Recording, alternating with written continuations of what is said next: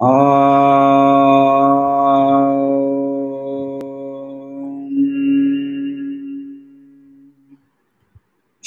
गुरु गणेशाभ्याम नमः।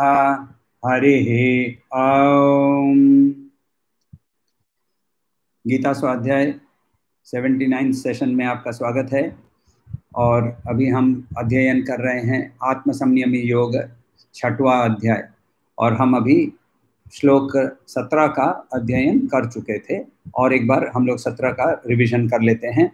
युक्ताहार विहारस्य युक्तचेष्टस्य कर्मसु युक्तस्वप्नावबोधस्य योगी भवति दुःखः। तो दुख का हनन, विनाश करने के लिए पूरे दिन की अवेयरनेस के लिए बात किया था।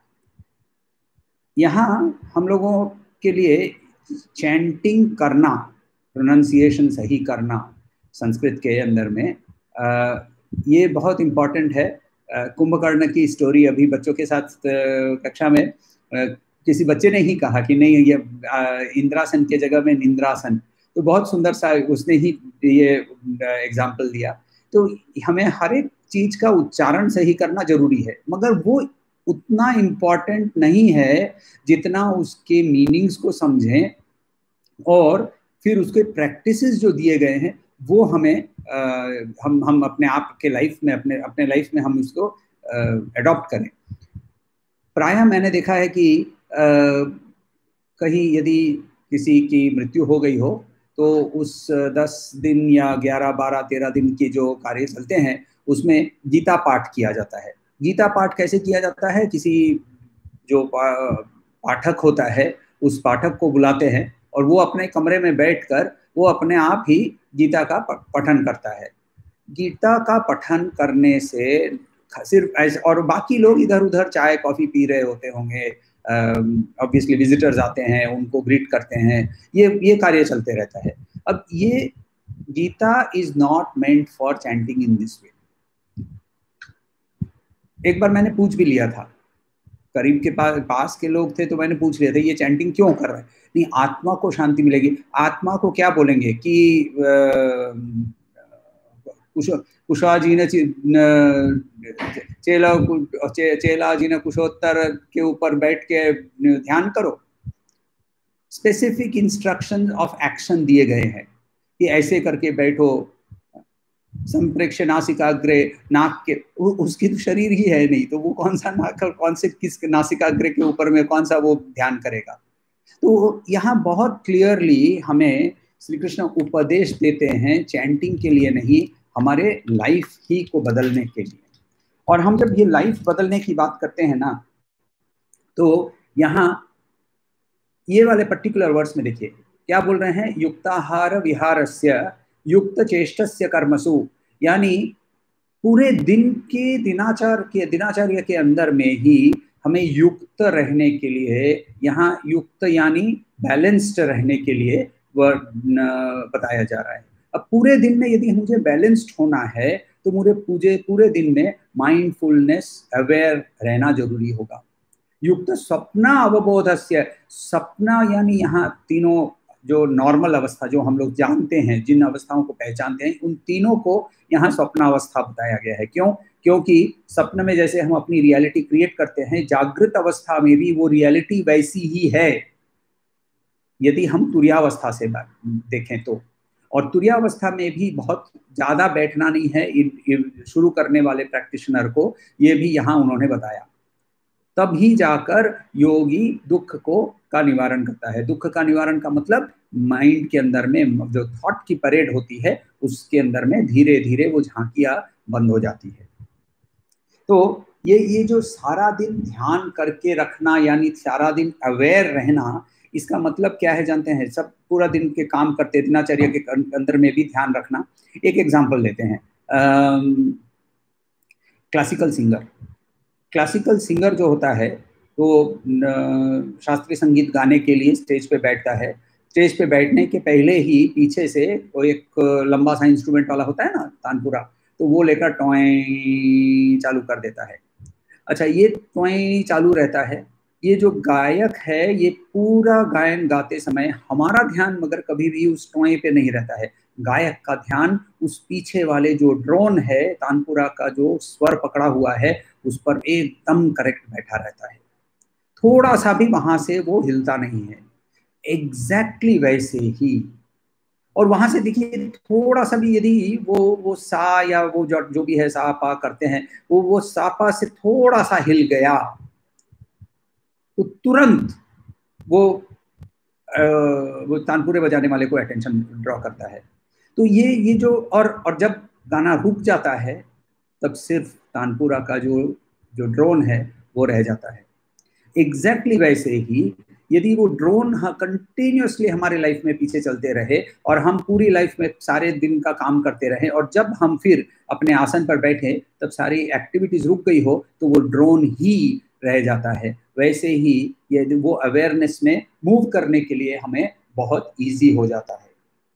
इस चैप्टर में श्री कृष्ण ने हमें पहले शुरू किया था कि तुर्य पे पहुंचने के लिए, ध्यान अवस्था में पहुंचने के लिए स्टेप बाय स्टेप प्रोसेस है, जिसके अंदर में उन्होंने पहले हमें कर्म योग और कर्म संन्यास और उसके बाद ध्यान, ये स्टेप बाय स्टेप प्रोसेस है, तीनों भिन्न नहीं है, ये उन्होंने बहुत क्लियरली बताया।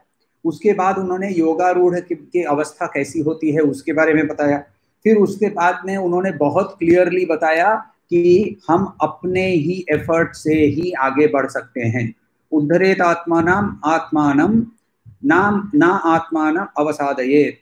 हम अपने आप के ही एफर्ट से आगे बढ़ते हैं। इंग्लिश में कहावत है, self help is the best help, charity begins at home. ये देखिए सब कुछ यही है अल्टीमेटली।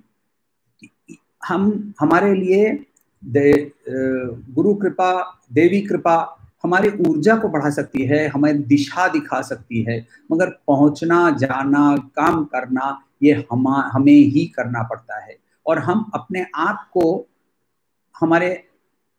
हमारे जो मनस है उसको यदि विवेक के माध्यम से उसको उठाएं तो हम अपने आप आराम से उठ सकते हैं। आत्मैव हि आत्मनो बंधुर आत्मैव रिपुरात्मनः। तो बंधु और रिपु, शत्रु, दोनों ही हमारे अंदर ही है।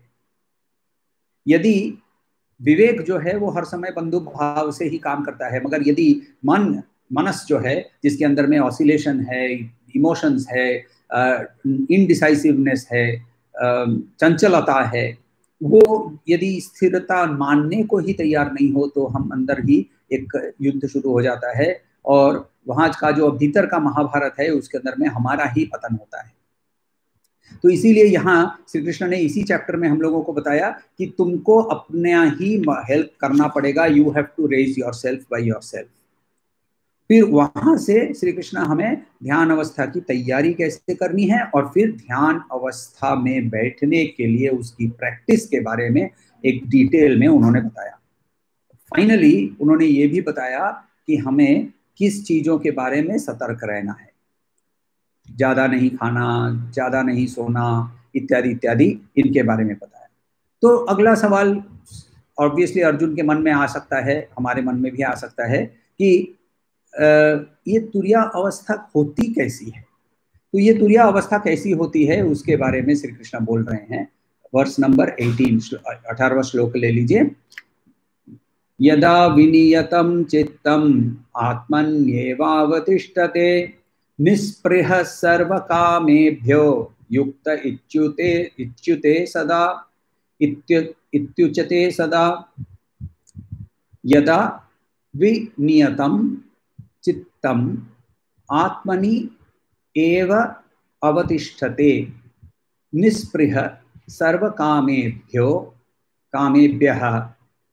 युक्त इति युच्यते तदा।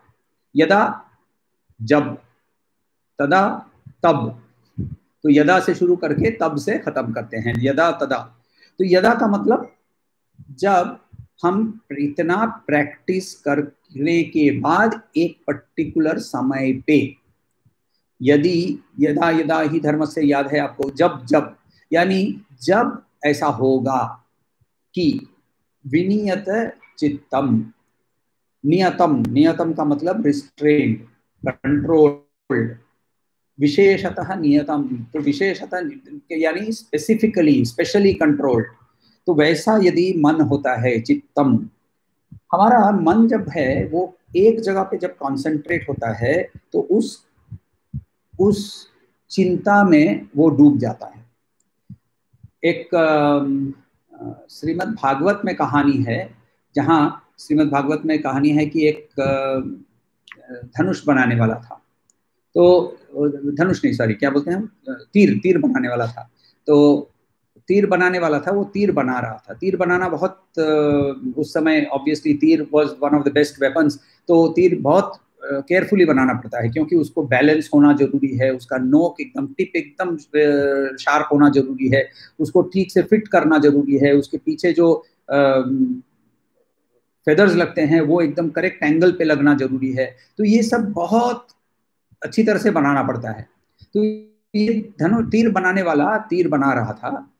उसके बाद एक व्यक्ति आया, उसको बोला कि ये राजा के जो पीछे वाली जो हाथी में जो बैठी थी वो क्या उनकी बेटी राजकुमारी है क्या? राजा, हाथी, राजकुमारी, क्या बोल रहे हो? बोले अरे यहाँ से पूरी राजा की प्रोसेशन गई, 100 हाथी लेकर, उसमें राजा पहले जा रहे थे, उसके पीछे और एक हाथी थी, उसके ऊपर में एक बहुत सुंदर कन्या बैठी हुई थी, और उस सामने पूरी बैंड बाजा थी, तुमको नहीं दिखा? तो उसने कहा नहीं, मैं तो तीर बना रहा था। भागवत में ये कहानी है। तो जिस थॉट के अंदर में हम यदि एकदम डीपली उस थॉट के अंदर में चले जाते हैं तो वो उसके अंदर में हम उसके अंदर में पूरे ही लीन हो जाते हैं। सजाति वृत्ति प्रवाह, इसको योग में बताया गया है। सजाति वृत्ति प्रवाह, वृत्ति का मतलब माइंड थॉट्स, तो उसकी प्रवाह, तो same type of thoughts, same सजाति, same type of thoughts continuously आते रह रहे हैं, आते रह रहे हैं, आते रह रहे। तो ये जब ऐसा जब कंसंट्रेशन होता है, बाहर से जब उसको हम भीतर की ओर ले जाते हैं तब हम साक्षी हो जाते हैं। किस चीज के? ये जो वृत्ति प्रवाह है, थॉट प्रोसेशन है, इसका हम साक्षी भाव से उनको देखने लगते हैं। तो जब हम इसको साक्षी भाव से देखने लगते हैं तब हम बोल सकते हैं कि हमारा मन जो है वो नियत हो गया है, कंट्रोल्ड हो गया है, कंट्रोल्ड मन हो गया है। तो उपनिषद बोलता है एको देव सर्वभूतेषु गूढ़ सर्वव्यापी सर्वभूतांतरात्मा कर्माध्यक्ष सर्वभूतादिवासः साक्षी चेता केवलो निर्गुणश्च। कोई एक ही है, एको देव, एक ही है जो उज्ज्वल है, सर्वभूतेषु गूढ़ है, सबके अंदर में, सर्वभूतेषु के अंदर, सब की चीज के अंदर में वो व्याप्त है, सर्वव्यापी, सर्वभूतांतरात्मा, सर्वभूत जो भी कॉन्शियस बीइंग्स हैं सबके अंदर जो उपस्थित है वो। कर्माध्यक्ष, हम जो कर्म करते हैं वो हम चेतना के माध्यम से करते हैं, हम उसके बारे में अवेयर नहीं होते हैं। कर्माध्यक्ष सर्वभूताधिवास, सर्वभूत के अंदर में उनका वास है। साक्षी चेता, he is the aware, he is aware and he is the witness, he alone is the witness, निर्गुणश्च, उसके कोई क्वालिटीज नहीं है, उसके कोई गुण नहीं है, गुण से उसको डिफाइन नहीं किया जाता है। तो श्वेतश्वतर उपनिषद के अंदर में ये बहुत सुंदर से इसके बारे में बताया है कि ये साक्षी कौन है। तो ये हम जब साक्षी रूप से जब उसको देखते हैं तब क्या होता है, मन जो है वो अपने आप शांत होने लगता है। एक बच्चा है, देख लीजिए, ये डे टू डे लाइफ में ना आप जब इंसिडेंट्स देखते हैं और उसको आप उसके बारे में भी मनन करते हैं ना, तो उसके बारे में भी हम लोगों को कुछ सीखने को मिल जाता है।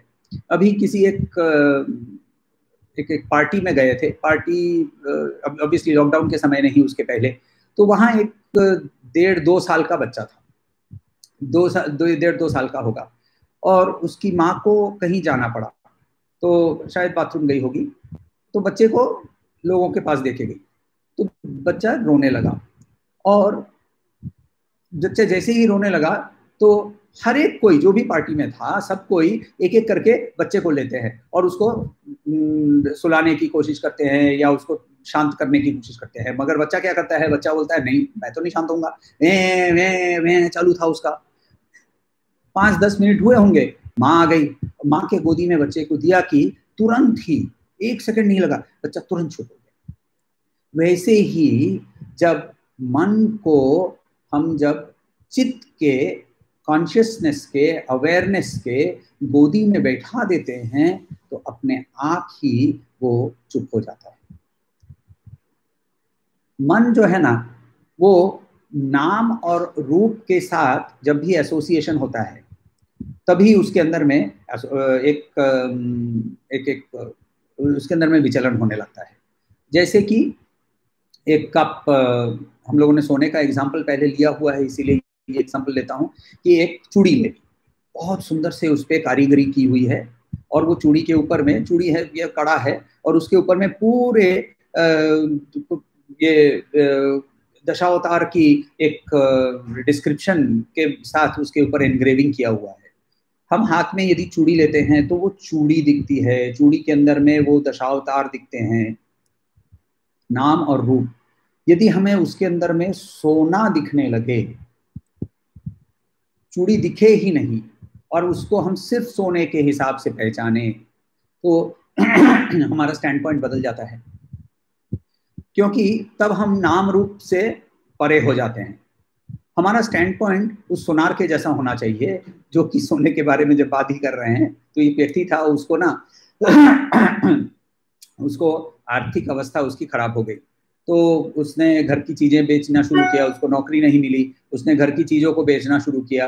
घर की चीजों बेचते बेचते फिर अल्टीमेटली उसके पास ना सोने की राम परिवार था, तो उसने पहला, बोलते हैं राम परिवार में से किसको पहले ले जाऊं, तो एक काम करते हैं, एक वो जो लक्ष्मण है वो थोड़ा साइड रोल है उसका, तो उसको पहले बेच देते हैं। तो वो जाकर लक्ष्मण को उसने बेचा, तो लक्ष्मण को जब बेचा तो लक्ष्मण, सोनार ने लक्ष्मण को खरीद लिया। उसके बाद उसने बहुत सोचा कि अभी भी पैसा नहीं आया, तो उसने हनुमान को जाकर बेचा, तो हनुमान के लिए भी पैसा मिला। उसके बाद उसने सीता जी को लेकर गया, सीता जी को जब बेचने गया तो सीता जी को देखकर और वजन करके सोनार जो है उसने कुछ पैसे दे दिए। अरे बस इतना ही, इससे ज्यादा तो तुमने मुझे लक्ष्मण के लिए और हनुमान के लिए तो उससे भी ज्यादा दिए थे, ये तो सीता मैया है। बोले भैया कोई सीता बीता नहीं जानता हूँ, ये तो सोना है, और वो सोने जितना है उतने का पैसा ले जाओ भाई। तो जो बेच रहा है उसके मन में वो सीता दिख रही है, जो सोनार है वो खरीद रहा है वो उसके लिए वो सोना दिख रहा है। तो इसके लिए हमें ये समझना है हमारा स्टैंड पॉइंट क्या है, और हमारा स्टैंड पॉइंट यदि नाम रूप के परे हो जाता है तो तुरंत ही हमारा मन जो है वो कंट्रोल में आने लगता है।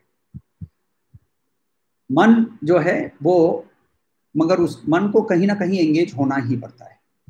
बिना एंगेज किया हुआ मन वो इधर उधर भटकेगा, या तो वो फ्यूचर की एंजाइटीज, या फिर वो स्मृतियों के अंदर में वो घूमने लगेगा।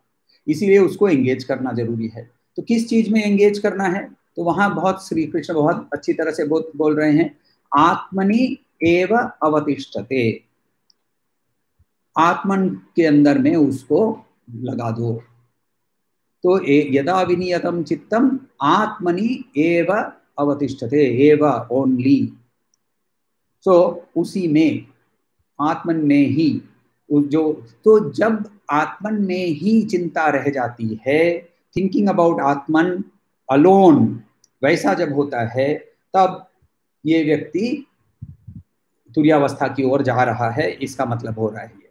तो यहाँ क्या बोल रहे हैं वो, कि सारा दिन, उसके पहले वाले श्लोक में, 17वां श्लोक में हम लोगों ने देखा था कि सारे दिन ही हम यदि थॉटफुल रहते हैं, अवेयर रहते हैं, माइंडफुल रहते हैं, हर चीज को करते समय, हर चीज को बोलते समय, हर थॉट के साथ हम यदि अवेयर रहते हैं, थॉटफुल रहते हैं, तब जब हम आसन पे बैठेंगे हम थॉटलेस हो जाने में हमें एक क्षण भी नहीं लगेगा।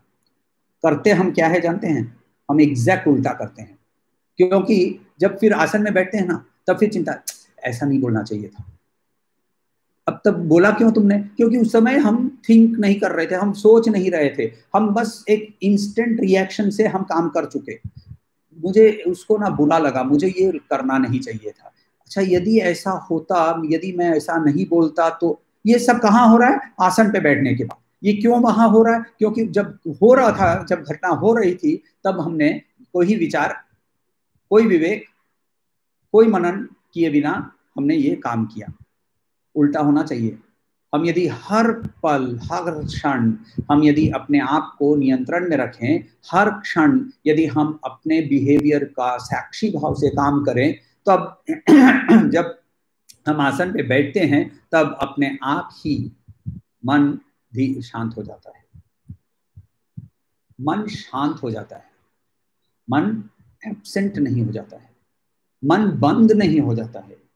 देखिए, माइंड जब एब्सेंट हो जाता है ना, तब उसे निद्रावस्था बोलते हैं, क्योंकि निद्रावस्था के अंदर में भी हमें सुख का एहसास, आनंद का एहसास होता है आनंद का एहसास होता है, मगर उस एहसास के बारे में हम सचेत कभी भी नहीं होते हैं। उसकी स्मृति होती है, हमें पता होता है जब उठते हैं तो क्या आनंद से सोए थे, क्या आनंद आया। वो आनंद जो आया, वो आनंद की अनुभूति नहीं थी, क्योंकि मनस जो था वो वहां से एक्सटिंग्विश हो चुका था। ध्यान अवस्था में क्या बोल रहे हैं? आत्मनि एव अवतिष्ठते, वहां बैठा हुआ है, वो सो नहीं गया है। तो माइंड जो है वो एब्सेंट नहीं है, और उस अवस्था में पहुंचने के लिए हमें अपने विवेक को यूज करना ही पड़ेगा। बिना विवेक को यूज किए उस अवस्था में हम पहुंच नहीं सकते हैं। यस्तु विज्ञानवान भवति युक्तेन मनसा सदा तस्येन्द्रियाणि वश्यानि सदश्वा इव सारथे। विज्ञानवान भवति, ऐसा व्यक्ति विज्ञानवान, नॉलेजेबल, विज्ञानवान भवति युक्तेन मनसा सदा, यदि उसका माइंड कंट्रोल्ड रहता है, तो उसका मन जब उसने अप्लाई किया हुआ है, तब उसके लिए उसकी इंद्रिय जो है वो सद अश्व अच्छे घोड़े के जैसे बन जाते हैं, और वो अपने सारथी की बात मानते हैं। हमारी इंद्रिय जो है वो इंद्रिय अपने आप काम नहीं करते हैं, मन उनको काम करवाता है। विवेक नहीं, मन काम करवाता है। विवेक मन को चलाता है। ये हम लोगों ने पहले ही देखा है, इंद्रियाणि पराण्याहु, ये वाला श्लोक जो देखा था। तो वहां इंद्रिय जो है वो अपने आप काम नहीं करते हैं। तो यदि इंद्रिय को खुला छोड़ दें तो वो सब तरह के ज्ञान इंद्रियों के माध्यम से हमें मिलते जाते हैं, और फिर एक बार इनपुट्स आने लगे और इनपुट्स के साथ हम काम करने लगे, मन को उसके साथ लिप्त कर दिया, तो खत्म स्टोरी। तो इसीलिए इंटेलेक्ट के द्वारा जब उसको हम कंट्रोल कर सकते हैं, तब हमारे जो इंद्रिय है वो घोड़े के जैसे कंट्रोल्ड रहते हैं। श्री कृष्ण के रथ में कितने घोड़े थे? श्री कृष्ण के रथ में 4 घोड़े हैं। 4 घोड़े का नाम है बलपुष्पक, बलहक, मेघपुष्पक, शैब्य और सुग्रीव। तो बलहक, मेघपुष्प, शैब्य और सुग्रीव, और इनके चारों के अलग अलग कलर भी हैं। ऐसा हरिवंश के अंदर में बहुत सुंदर से डिस्क्रिप्शन है। आप यदि कभी भी कृष्ण उपदेश दे रहे हैं गीता का, इसका कोई यदि आप पिक्चर देखें तो वहां आर्टिस्ट जो होते हैं वो 5 घोड़े का पिक्चर ड्रॉ करते हैं। 5 घोड़े क्यों? क्योंकि वो बहुत सुंदर सा एक रथ है। वो रथ जो है उसके 3 पहिए हैं, और ऑब्वियसली ये आर्टिस्ट की कल्पना है, और कुछ विवरणों से इसकी कल्पना करके यहाँ लिखा गया है। क्योंकि जब युद्ध का जो रथ होता है उसमें 4 पहिए होते हैं या 2 पहिए होते हैं, 2 या 4 होते हैं depending upon the type of रथ, और घोड़े 2 या 4 होते हैं। सूर्यदेव के रथ में 7 घोड़े हैं, पहिया एक ही है, मगर वो भी सिंबॉलिक है। एक पहिया है, उसके 12 स्पोक्स हैं, यानी 12 महीने हैं, इत्यादि इत्यादि। तो अर्जुन का जो रथ है उसके 5 घोड़े हैं, यानी 5 इंद्रिय हैं, और उसमें श्री कृष्ण जो है वो परमात्मा के रूप में उन्हें पकड़ के रखा हुआ है। तो इंद्रिय इधर उधर भाग नहीं पाते हैं। तो उसकी जो लगाम है वो मनस है, और उनके अंदर में जागृत विवेक के रूप में उनको पकड़ के रखा है। तो अहम जो है, जो अर्जुन है, उसके अंदर में जो अहम भाव है वो नतमस्तक हो जाता है। तो ये पिक्चर है। तो ऐसे ही तो हमारी जब इंद्रिय मन के काबू में रहती हैं, और मन जब विवेक के काबू में रहता है तब जाकर हम आत्मनि एव अवतिष्ठति, ये हो सकता है। पतंजलि के योग में ध्यान अवस्था जो है ये भी धारणा के बाद आता है। पतंजलि के अष्टयोग, पतंजलि ऋषि पतंजलि के अष्टांग योग के अंदर में जो यम नियम है, ये हम भगवत गीता में यदि उसको इक्वेट करें तो मोर और लेस कर्म योग के साथ उसको हम जोड़ सकते हैं। यानी काम करना है मगर उसके अंदर में फल की अपेक्षा के साथ फल के बारे में, उसके बारे में एंजाइटी के बगैर वो काम करना है, ये करना है, ये मेरा ड्यूटी है, इसीलिए वो करना है। तो जो भी है, अस्तेय है या फिर शौच है, यम या नियम है, तो वैसे हम उसको कर्म योग के साथ जोड़ सकते हैं। जब आसन प्राणायाम है, ये इसको हम लोग यज्ञ के साथ जोड़ सकते हैं। तो ये हमारे लिए यज्ञ भावना से ये हम कर सकते हैं। प्रत्याहार जो है यानी त्याग करना, और उसके साथ कर्म संन्यास बहुत क्लियरली एक साथ जुड़ा हुआ है। उसके बाद धारणा, जिसको हम लोगों ने यहाँ उपासना बोला हुआ है, तो जिसके अंदर में जप इत्यादि सारा सब कुछ आ जाता है, और उसके बाद ध्यान अवस्था आती है। तो ये ध्यान अवस्था जो है, वहाँ पतंजलि भी हमें वही रूट के ऊपर से लेकर जा रहे हैं जहाँ से भगवान श्री कृष्ण ले जाते हैं। मगर भगवान श्री कृष्ण का क्या है कि पतंजलि जो है वो ऋषि थे, और उन्होंने बहुत सिंपल से छोटे छोटे स्टेटमेंट्स के अंदर में बहुत कुछ बोल दिया, इसीलिए उनको सूत्र बोलते हैं, रिडल्स जैसे है वो। मगर श्री कृष्ण 700 श्लोकों में उसे पूरा वर्णन करते करते करते ही जाते हैं। तो ये जो ग्रोथ है, यम नियम से लेकर ध्यान अवस्था तक पहुंचना, और उसके बाद फिर समाधि इत्यादि है, तो वो ध्यान अवस्था तक पहुंचने के लिए ये जो हमारा जो छोटा आई है ना, छोटा आई, अहम, ईगो, वो जब बड़े आई बृहत के साथ, बृहत ब्रह्म, बृहत के साथ जब वो मर्ज हो जाता है, ये सारे कोई भी मत ले लीजिए, उसके अंदर में ये ही स्पिरिचुअलिटी का मूल तत्व है। सूफी मत के अंदर में ये मर्जर को फना बोलते हैं, और हदीथ में प्रोफेट मोहम्मद के सेइंग्स के अंदर में वो बोलते हैं कि he who knows himself knows Allah, जो अपने आप को पहचान सकता है वही अल्लाह को पहचान सकता है। तो यानी वो अल्लाह को पहचानने के लिए अपने आप को पहचानना, अपने छोटे आई को उधर मर्ज करना बहुत इंपॉर्टेंट है। तो माइंड के जो मूवमेंट्स हैं ना, उसको इंटेलेक्ट के द्वारा कंट्रोल करना, और इंटेलेक्ट अपने आप के द्वारा ही कंट्रोल होता है, विवेक के द्वारा कंट्रोल होता है। तब क्या होता है, मनस फीलिंग बंद कर देता है, इंटेलेक्ट क्वेश्चनिंग बंद कर देता है, और ये ही परम गति होती है, यही हमें परम गति में हम उपस्थित होते हैं। तो वहाँ कठोपनिषद के अंदर में वहाँ वो बता ही रहे हैं बहुत क्लियरली, यमराज बताते हैं, यदा पंचावतिष्ठन्ते ज्ञानानि मनसा सह बुद्धिश्च न विचेष्टेते तम आहुम परमाम गतिम। तो जो 5 जो ज्ञान इंद्रिय हैं, वो जब मन के साथ, बुद्धिश्च इंटेलेक्ट के साथ, विचेष्टा यानी उसकी एक्टिविटी बंद हो जाती है, तब परम गति प्राप्त होती है। तो कठोपनिषद के बारे में हम लोगों ने पहले भी देखा है। Kathopanishad is a dialogue between Nachiketas और यमराज के बीच में डायलॉग है। तो और याद रखिएगा कि नचिकेतस जो है वो 8 साल का बच्चा है। हमारे जो पुराणों में और उपनिषदों में जो आइडियल्स हैं इतने सुंदर सुंदर हैं, नचिकेतस है, ध्रुव है, प्रहलाद है, तो इनके अंदर में भी आप इनकी सबकी उम्र वही 12 के नीचे की थी। तो ये संस्कार के लिए बहुत पहले से शुरू करने से ऐसे संस्कार आते हैं, खैर वहां नहीं जाते हैं आज अभी। तो वहां से अब इसके बाद क्या है, उनके सेकंड लाइन में क्या बता रहे हैं श्री कृष्ण, निस्पृह सर्व कामेभ्यो। कामना जो है वो बाय इटसेल्फ ना वो खराब है और ना वो अच्छी है।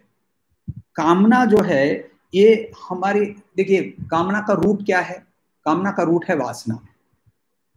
वासना कहाँ से आई है, इतिहास से आई है। आप यदि पुनर्जन्म में विश्वास नहीं भी करते हैं तो कोई बात नहीं, आपके ही पास्ट से आई हुई है। आप पुनर्जन्म में विश्वास करते हैं तो 84 लाख योनियों से आई हुई है वासनाएं। पास्ट को हम चेंज नहीं कर पाते हैं। वासना से शरीर को मुक्त करना, शरीर रहते हुए शरीर से शायद मुक्त नहीं भी हो सकते हैं, कोई प्रॉब्लम नहीं है इसमें। मगर क्या बोल रहे हैं यहाँ, निस्पृह, स्पृहा नहीं होनी चाहिए इस काम की जो वस्तुएं, विषय और व्यक्ति जो सामने आते रहते हैं, इसके बारे में हमें स्पृहा नहीं होनी है। तो वासना अपने आप धीरे धीरे धीरे सूखती है। वासना ओवरनाइट नहीं खत्म हो जाएगी। तो इसीलिए निस्पृह सर्व कामेभ्यो, तो रूट ऑफ डिजायर हमारे वासना है, और इसीलिए हम अपना इतिहास कभी भी नहीं बदल सकते हैं। कोई भी अपना इतिहास नहीं बदल सकता है। हमारा पास्ट जो है वो हो चुका है। हम सिर्फ नाउ, हम फ्यूचर का ब्लूप्रिंट बनाते हैं। उस नाउ में जो फ्यूचर का ब्लूप्रिंट बना रहे हैं, वहां यदि इस वासनाओं के प्रति एक्शन में चले जाएं, इस वासनाओं को लेकर काम करना शुरू करें, तो फिर वो वासना की जो लाइन है उसको हम लोग डीप बनाते जाते हैं, डीप बनाते जाते हैं, डीप डीप बनाते जाते हैं। हम इस वासना के कारण जो कामना आई हुई है उससे क्या करेंगे अभी इसी वक्त, वो हमारे हाथ में है, वो हमारा चॉइस है, वो हमारा प्रारब्ध नहीं है।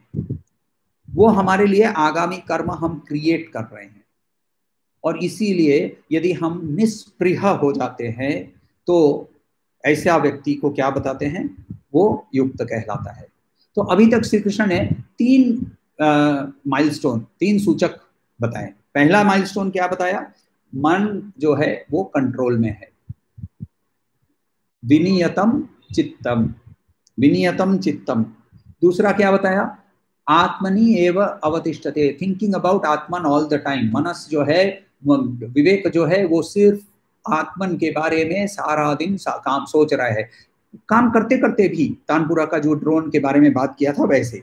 और तीसरा, निस्पृह सर्व कामेभ्यो, विषय वस्तु व्यक्ति तीनों के प्रति हमारी कोई आसक्ति ना रहे, निस्पृह, कोई लॉन्गिंग नहीं है। विषय वस्तु व्यक्ति तीनों हमारे सामने आते रहेंगे, और वो आएंगे हमारे वासनाओं के कारण या हमारे प्रारब्ध के कारण। मगर यदि हमारे अंदर में उसके प्रति कोई भी आसक्ति हो जाती है तो वो आसक्ति के कारण हमारे फिर एक्शन होता है, और एक्शन होते ही रिएक्शन होना अनिवार्य है। तो यदि ये 3 सूचक होते हैं यदा, तो इस व्यक्ति को क्या बताएंगे, इस व्यक्ति को क्या बताएंगे, युक्त, युक्त इत्युच्यते। तो युक्त इत्युच्यते तदा, तो यदा तदा, ऐसा व्यक्ति तदा हो जाता है, तदा कहलाता है। तदा जो है वर्ड, सॉरी, युक्त जो वर्ड है भगवत गीता में 14 बार यूज किया गया है। हम लोगों ने भी बहुत बार इधर उधर युक्त वर्ड देखा था। एग्जाम्पल के तौर से एक श्लोक ले, एक यदि हम लोग इसके बारे में सोचें तो हाँ, वो विघ्न स्वपन वाला श्लोक है, वहाँ देखिए वो क्या बताते हैं, नैव किंचित कर्म कर्मीति युक्तो मन्येत तत्त्ववित्। तो यानी यहाँ कर्म, यहाँ वो कर्म के साथ युक्त है, इसीलिए ये इसको ये कर्म योगी के बारे में बताया था। कर्म योगी जो है वो उसको यहाँ युक्त बताया है। इसके अलावा कुछ जगह में जहाँ जो अपने आसक्तियों को त्याग कर चुका है वैसा व्यक्ति को भी युक्त बताया है। कुछ जगह में युक्त का मतलब रियलाइज्ड पर्सन को युक्त बताया है। तो हर जगह पे युक्त वर्ड का मतलब मगर ये है कि जॉइंट, जॉइंट माने किसी से, किसी हायर चीज से, हमारे से जो हायर है उसके साथ वो युक्त हो गया है, जॉइंट हो गया है। तो वो ऐसा, यानी अपने बॉडी माइंड इंटेलेक्ट की जो एक्टिविटी है उससे वो परे हो गया है, उससे वो आगे चल के दूसरी किसी उस तीनों से थोड़ा हायर कुछ के साथ उसने अपने आप को ज्वाइन किया है। यहाँ इस श्लोक में युक्त का मतलब ध्यान योगी। तो जब ये 3 सूचक हम मीट कर सकते हैं, जो मीट कर लिया है जिसने भी, वो व्यक्ति को युक्त कहलाते हैं। और युक्त जब है वो उसको ध्यान योगी कहलाएंगे, और वो ध्यान ध्यान में अपने आप को जब पहचानेगा तब वो बोल सकेगा अनुभूति के साथ सोहम। प्रश्न बताइएगा।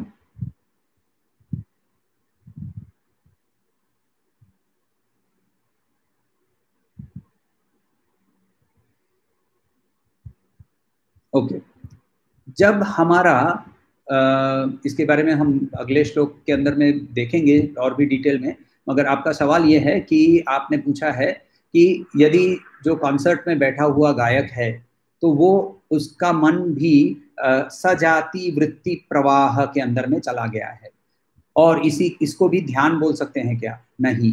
क्यों नहीं? क्योंकि कॉन्सेंट्रेशन और कॉन्टेम्पलेशन ये दोनों अलग अलग वर्ड्स हैं। जब हम बाहर की ओर किसी भी चीज की, वो शब्द हो, स्पर्श हो, यहाँ जो गायक है वो शब्द के साथ जुड़ा हुआ है और इसीलिए वो बाहर के साथ जुड़ा हुआ है, और जब वो बाहर के साथ जुड़ा हुआ है तो वो उपासना हो सकती है मगर ध्यान नहीं हो सकता। वो धारणा के स्टेज पे चला जाता है क्योंकि वो एक पॉइंटेड, उसका माइंड कंट्रोल्ड है, उसका माइंड कंट्रोल्ड है, मगर वो माइंड को कंट्रोल, माइंड एब्सेंट यानी माइंड स्टिल नहीं हो गया। उसको पता है नेक्स्ट लाइन क्या आने वाली है, नेक्स्ट स्वर क्या आने वाला है, ये उसको पता होता है, वो उसके अंदर में रहता है। तो इसीलिए ये कॉन्सेंट्रेशन है, ये उपासना है, ये धारणा है। अष्टांग योग के अंदर में इसको धारणा कहेंगे, ये धारणा है, ध्यान नहीं है। ध्यान के अंदर में हम अभी जैसे हम लोगों ने देखा आत्मनि एव तिष्ठति, तो आत्मनि के अंदर में ही जब वो उसका जो थिंकिंग है वो कॉन्टेम्पलेशन, क्यों कॉन्टेम्पलेशन, क्यों कॉन्सेंट्रेशन नहीं? कॉन्सेंट्रेट सिर्फ उस पर कर सकते हैं जिसके बारे में हमें पता है, कॉन्टेम्पलेशन उसके बारे में, विचार उसके बारे में कर सकते हैं जिसके बारे में हमें कुछ पता नहीं है, उसके बारे में हम विचार कर सकते हैं, चिंतन कर सकते हैं, मनन कर सकते हैं, मगर ध्यान उसके ऊपर एकाग्र मन नहीं कर सकते हैं क्योंकि उसको हम पहचानते ही नहीं। तो इसीलिए आपका गायक वाला सवाल था। और यदि संस्कार पहले से प्रयास करने के आते हैं तो गीता शास्त्र या वो संस्कार किसी व्यक्ति के वयस्क होने के बाद ही कैसे उसे संस्कृत करते हैं? आपका सवाल नहीं समझा। यदि संस्कार पहले से प्रयास करने से आते हैं तो गीता शास्त्र वो संस्कार किसी व्यक्ति के वयस्क होने के बाद, अच्छा वयस्क होने के बाद भी कैसे उसे संस्कृत करते हैं।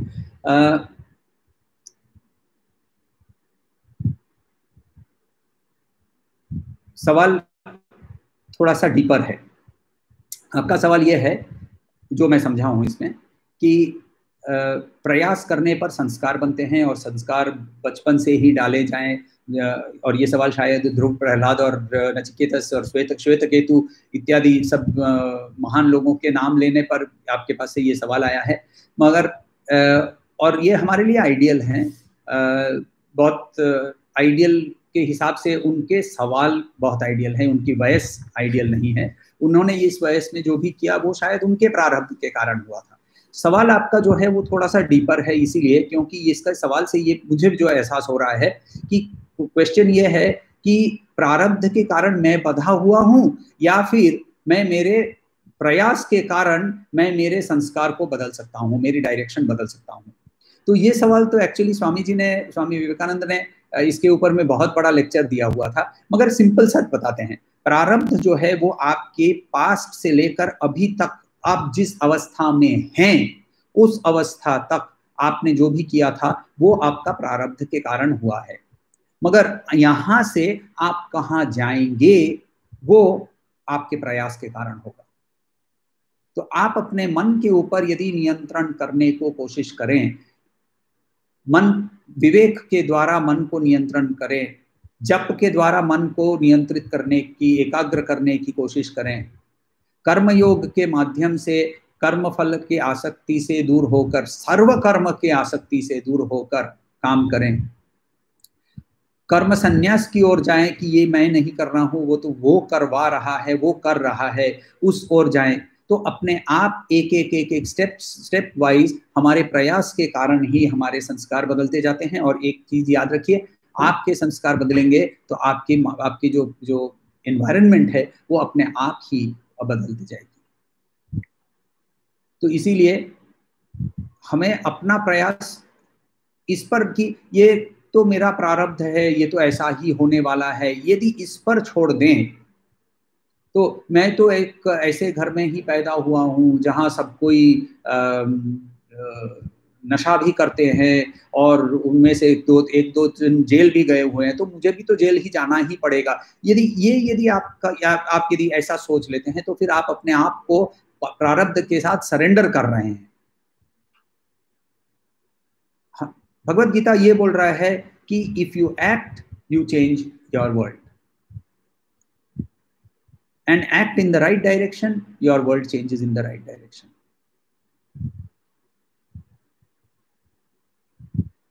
और कोई सवाल है तो? ओम शांति शांति शांति।